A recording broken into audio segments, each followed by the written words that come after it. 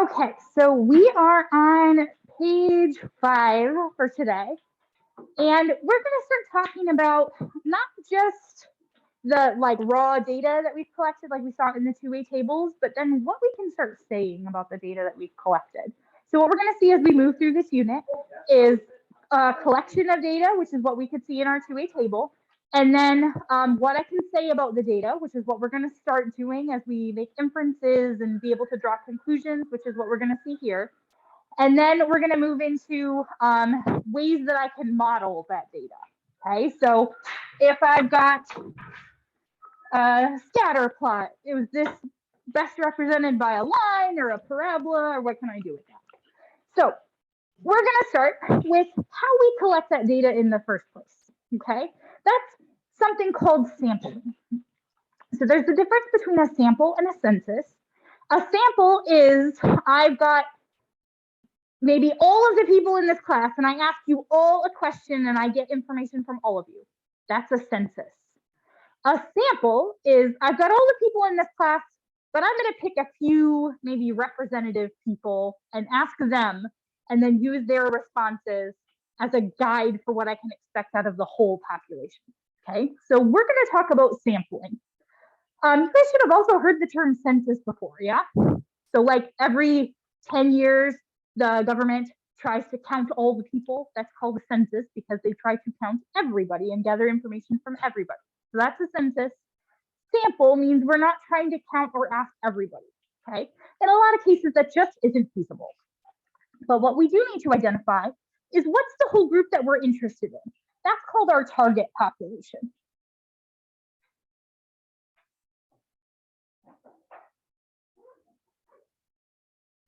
The target population is everybody that I could possibly be interested, everybody that would be eligible to maybe respond to my survey, right? Who am I interested in?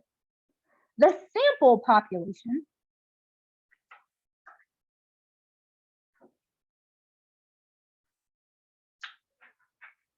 would be a group out of that target population that I actually do ask. Okay, so I actually do ask you some questions or gather some information from you. Okay, and I use that sample to represent the entire larger population. There are a lot of different ways that I can create a sample. We're going to talk about just a few of them. The first that we're going to look at is called a simple random sample.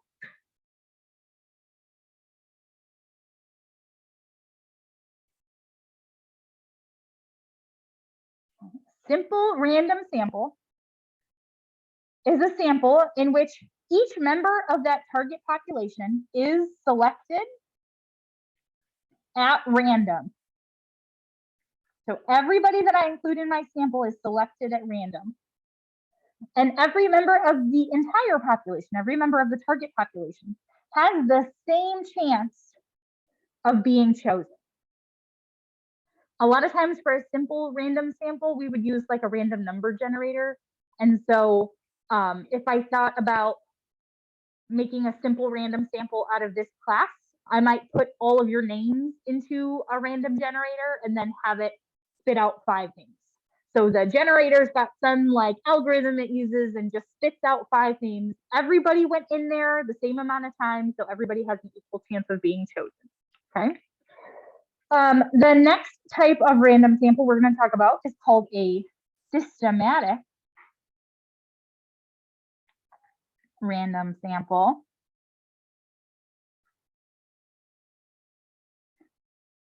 Again, the idea is that I'm selecting this sample population from the whole, from the target population, in a manner so that everybody has an equally likely chance of being picked.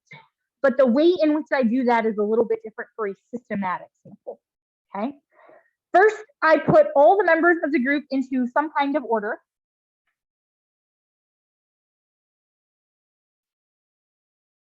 Maybe I ask you all to stand in a line. Maybe I put you in alphabetical order and I'm looking at my printed roster. Okay. Then we randomly, so maybe with a random number generator, or I close my eyes, spin around and point, somehow we find an initial or a starting item.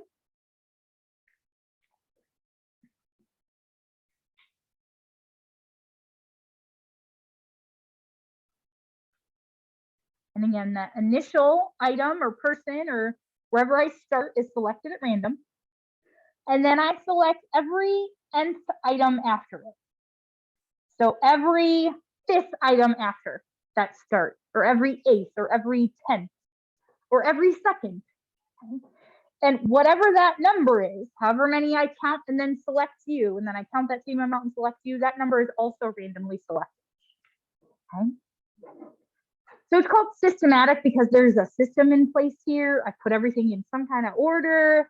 I randomly select a starting spot. I randomly select how many I'm going to count before I choose a new one, and I count that same amount each time. So there's a system in place here, but it all should still be random. And then finally, the last random sampling method that we'll talk about is something called a stratified random sample. The idea behind a stratified random sample is that we recognize that our target population, the whole big population I want to get information from, is maybe going to have different responses based on some specific characteristics. So maybe if you're a freshman, you're going to have different responses than a senior. Maybe if you're involved in sports, you have different responses than somebody who isn't. Maybe if you have an after-school job, you have a different opinion than somebody who doesn't. So the idea here is to recognize that there are going to be differences within my population based on some of these given characteristics. Maybe if you live in Metamora versus Germantown, you're going to have a little bit different response, right? Probably takes you a little longer to get to school if you live a few miles farther away. Okay, so maybe you've got a little bit different responses here. And so what I want to do is account for that and make sure I get responses from everybody. So what we do is we take our population and we split it into groups. Our population is split into groups based on whatever I've identified as important characteristics that might impact my data, might impact the responses. And then I select members from each group. And I select those members randomly. So I might say I'm interested in opinions on, I don't know, study hall or something. And maybe there's a difference between how many freshmen versus sophomores versus juniors versus seniors actually elect to take a study hall. And so I decide that that's important. And so I split the school up into groups based on grade level. I randomly select 20 freshmen. I randomly select 20 sophomores, 20 juniors, and 20 seniors, and I ask their opinions on study hall. I have to make sure I'm equitable about how many of each group I'm selecting. So I would guess that we have about the same number of freshmen, sophomores, juniors, and seniors. If I had a really big junior class, like juniors had maybe 200 more people than all the other classes, then I would probably want to adjust my sampling numbers, right? I would probably want to make sure I get a proportional amount of juniors versus freshmen, sophomores, and seniors. So there's a little bit more that goes in here, especially if I've got one group that's maybe significantly larger or smaller than other groups. I need to make sure I account for that. But all of the people that I actually end up selecting should still be randomly selected, maybe using a random number generator, maybe with that systematic random sample coming into play. But the idea is here, I recognize I may have different responses based on different groups that you belong to, and I want to make sure I get those responses. Now, all of these are called some type of random sample, but I want to be clear that no sampling method is perfect for getting a like gold standard random sample. If there was, that would be the only one I would teach you, and that would be the only one anybody would ever use. However, each of these methods do have unintended bias.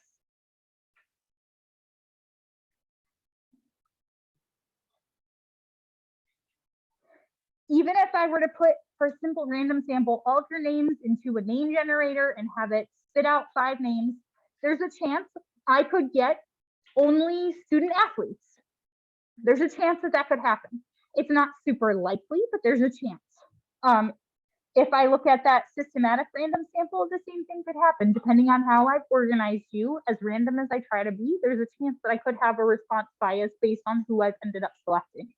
Even with a stratified random sample, as careful as I try to be about making sure that I've identified all of the groups that I think may have different responses or experiences, there's a chance that I could overlook something, or that just by nature of randomly selecting people, I could have some sort of unintended bias there. So maybe when I split up into freshmen, sophomores, juniors, seniors, I actually only selected people who live in Metamora.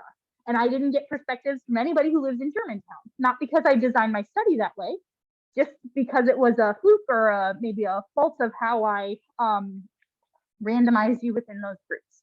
Okay, so everything's open to potential unintended bias. We try to avoid it as much as we can by randomizing as much as we can. So sampling, we're going to take a look at a couple of examples here. Your teacher is trying to randomly select 5 students from the class. Determine what type of sample has been selected, or if the sample is not random. So it's one of these 3, or it's not a random sample. Let's say I write everyone's name on an index card, I put them all in a bowl, and I pick cards out of the bowl. Is that random? Everybody have an equally likely chance of being chosen? So this is a random sample. What type? Simple, systematic, or stratified? What you thinking? This is a simple random sample. Yep. Drawing names out of a bowl, as long as everybody's name is only in there one time. Same idea as a random number generator. So this is a simple random sample. Simple random. What if I just pick the first 5 people on the roster?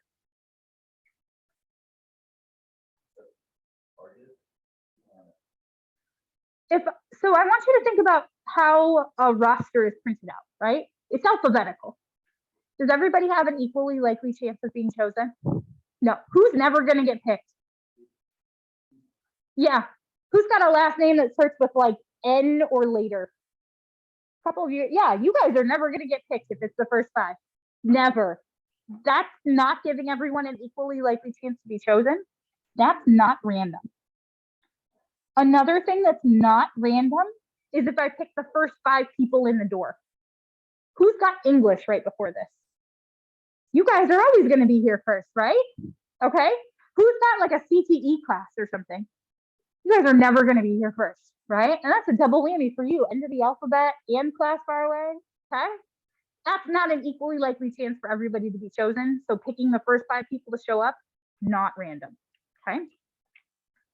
What if I assign every person a number? So maybe I go down through my roster and go 1, 2, 3, 4, 5, 6, 7, 8, 9, blah, blah, blah. And then I pick the 5th person, and then I pick every 3rd person after that.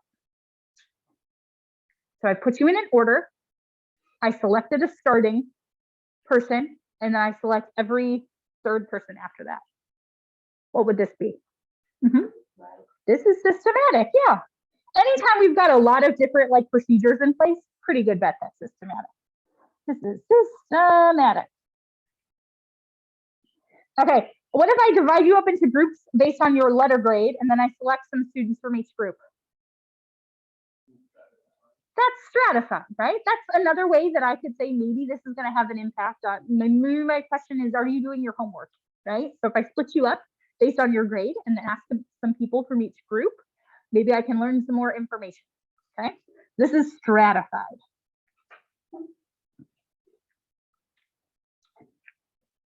Questions for me so far?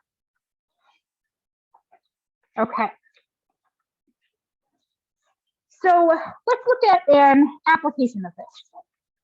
Has anybody ever got a bag of chips or something like that? And I know the stereotype is it's mostly air, but anybody ever get a bag of chips, maybe in one of those individual big party pack things, and it's got a bunch of the little individual bags? Anybody ever get one that is literally just air, or it only had 2 chips in it? Anybody ever had something like that? So companies use mostly automated processes for things like that. If you've seen how it's made, you've seen their big machines that dump the chips in and seal the bags and put them in boxes and all that good stuff.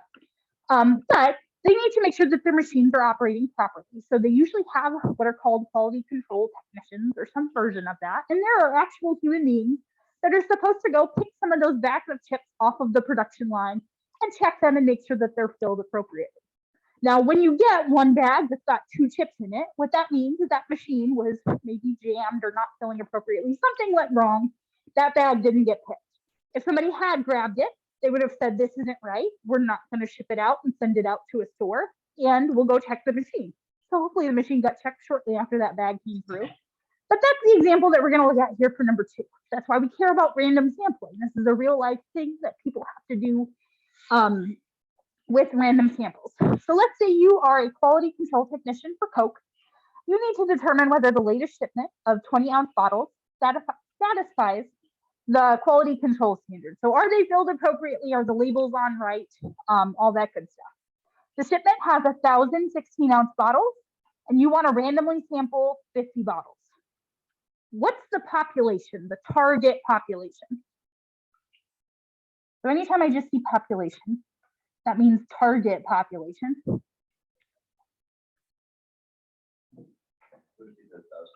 Yeah, it's all of them, right? It's the 1,000 bottles in the shipment.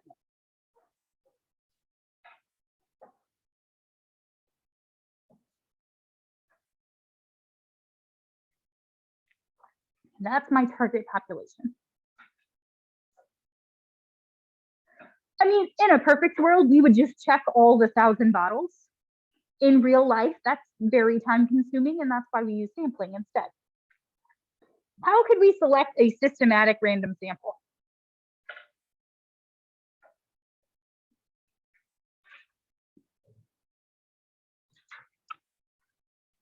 What could I do here to select a systematic random sample?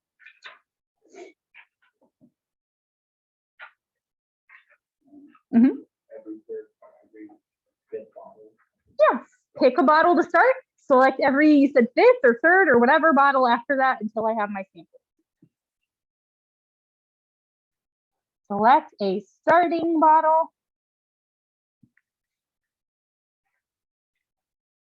Then pick every 5th bottle after.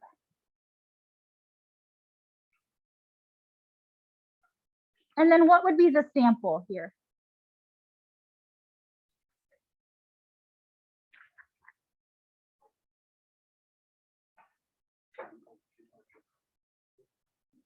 Well, I know how many bottles I'm going to pick. You're right. It's the bottles that I pick. How many am I picking to check? 50. Yeah, 50 bottles selected.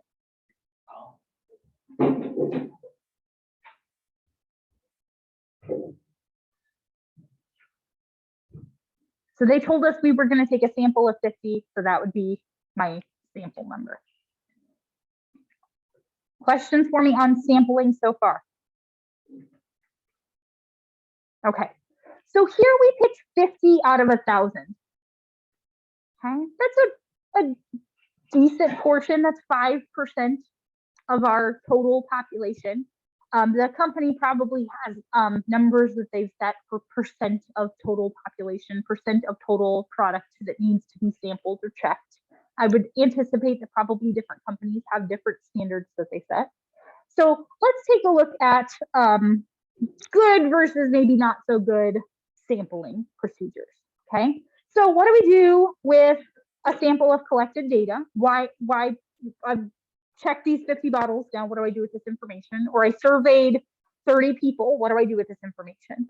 The idea is that I want to be able to use this information to make some statements about a larger population. Okay, and that's why we look at sampling. That's why we care about this. So let's take a look at sampling in this quality control context again.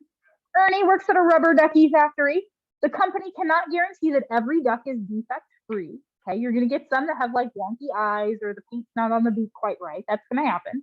But they tell their customers that no more than 5% of their ducks will be imperfect. Ernie sampled 10 ducks out of the most recent batch of 100,000. He finds one defective duck. What percent of the sampled ducks were defective? Okay, so 1 out of 10 was goofy, right? 1 out of 10 was defective. Okay, that's 10%. 10% of this sample was defective. Does that match what the company states? No, right? No. Ernie found 10% of his sample to be defective, but the company standard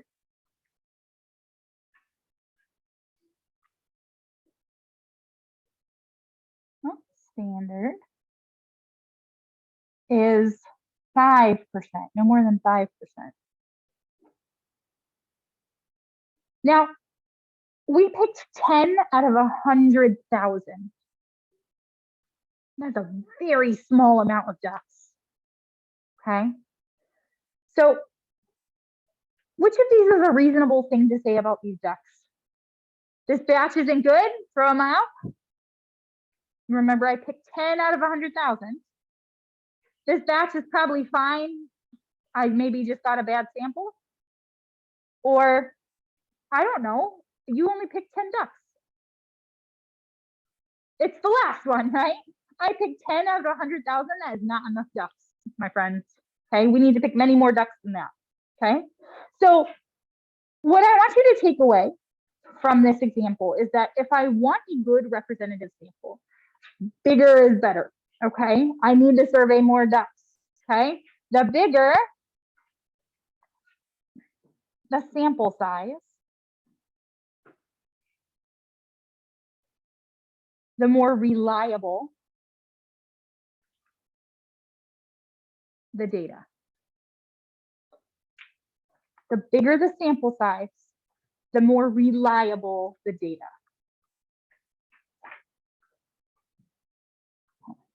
If I am trying to put together a puzzle and I don't have the box, right? I don't know what the picture is supposed to look like. And I've got a couple of pieces, and this one's got some green on it, and this one's got some blue, and this one's got some purple. Can I tell what that's supposed to be a picture of? From 3 pieces of a puzzle? No, right? What I need is a bunch more pieces of that puzzle. So if I put a bunch together here and I can see there's a tree, and I put a bunch together here and I can see that there's some like purple flowers, and I put a bunch together here and I can see there's some sky, that tells me like maybe it's a picture of outside. But with just one piece, I can't tell. Okay. So how could Ernie give more reliable data about these ducks? Pick some more ducks. He can randomly select and check more ducks.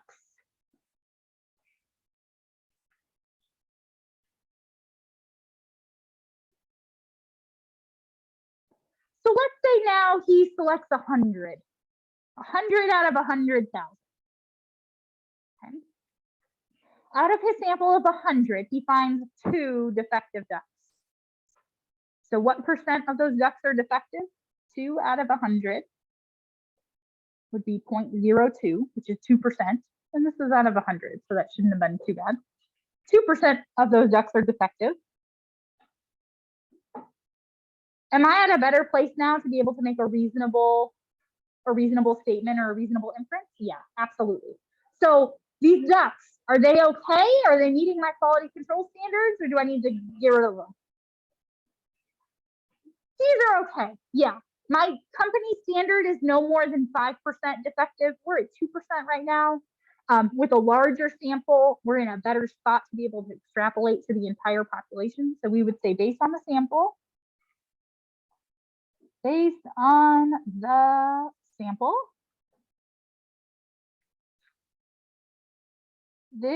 batch of ducks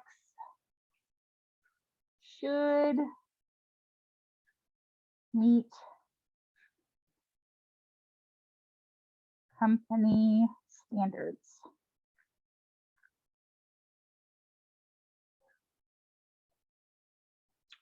Now, I want to point out for just a second that it also would not have been okay if in my original sample of 10 ducks, they were all fine, and I said, no defective ducks, this batch is perfect.